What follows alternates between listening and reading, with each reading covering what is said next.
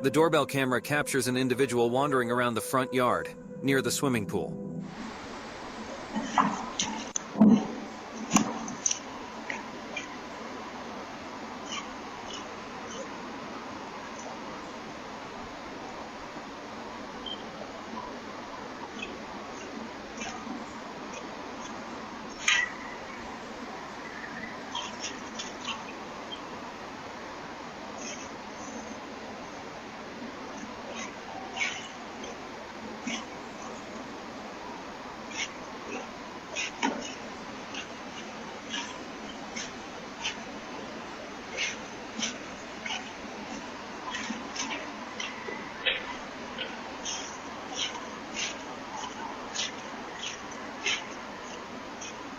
Later, he approached the house, but the video abruptly ends, leaving us uncertain about the events that followed.